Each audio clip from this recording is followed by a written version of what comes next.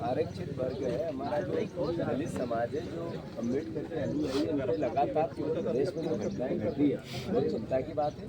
क्योंकि प्रदेश हमारा है, हम सबको मिलकर ऐसे मानसिकता को बदलाव लाना पड़ेगा, वापस में बात करके लाना पड़ेगा, प्रशासन को शक्ति ला के लाना पड़ेगा, सरकार को एक स्पष्ट सोच के साथ लाना पड़ेगा और हम पीड़ित परिवार के साथ। आपने एक पत्र और लिखा है डीजी को, अभी डीजी ने लिखा था कि सांसद विधायकों को पुलिस सम्मान दे, आपने उसमें कुछ विभाजन करके कुछ स्पष्टीकरण किया है। कितने अपराधी किस्म के लोग विधायक? बात यह है कि आज हमारे पुलिस फोर्स के जो जवान हैं, इनकी ड्यूटी का कोई समय नहीं है। जो अधिकारी हैं, इनकी ड्यूटी का समय नहीं होता है, 24 घंटे भी काम करते हैं। कई बातें, कई वाकया हैं कि पुलिस के कर्मचारियों ने, अधिकारियों ने खुद को गोली मारी। आखिर क्यों मारते हैं? जो शासक होता है, प्रशासन संभालता है, व्यवस्था संभालता है, वो भी आत्महत्या कर लेता है। यानी ये जो तनाव होता है उसके कारण होता है। अरे मध्य प्रदेश एनसीआरबी के आंकड़े कहते हैं कि सबसे क्राइम करने वाला प्रदेश बन गया। मोहन यादव जी इसके गृह मंत्री, और ये मोदी जी कह रहे हैं, ये कोई आरोप नहीं है।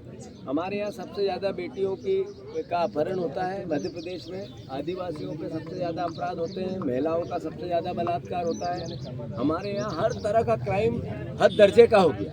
आखिर पुलिस फोर्स की जो फोर्स है उसको सही इक्विपमेंट नहीं है, सही संसाधन नहीं है। जो अपराधी है उनके पास फार्चूनर गाड़ी है, हमारी पुलिस विभाग के पास बलेरो गाड़ी है। वो फार्चूनर 80 की स्पीड से दौड़ती है, ये 40 की स्पीड से दौड़ती है। जो पुलिस के पास हथियार हैं वो इतने पुराने हैं कि मैं नहीं समझता कि आज के आधुनिक युग में जो संसाधन है, जो ट्रेनिंग है, जो इक्विपमेंट आधुनिक होते हैं, जो साइबर क्राइम होता है, इस पर सरकार को ध्यान देना चाहिए। पुलिस फोर्स के 50% जवान नहीं है, हम 50% जवानों में पूरी फोर्स चल रही है। जो महिला पुलिस फोर्स है वो एक तरह से 40% है, 60% नहीं है। तो जिस तरीके का प्रदेश में अपराध बढ़ रहा है, इसका कारण मेन है कि पुलिस पर सरकार का ध्यान नहीं है, हमारे थाने नहीं है पूरे। तो इस पर मोहन यादव जी को ध्यान देना चाहिए। सैल्यूट मारो विधायकों को और सांसदों को। मैं अब सांसद और विधायकों के प्रोटोकॉल के खिलाफ नहीं हूँ, मैं भी विधायक रहा हूँ,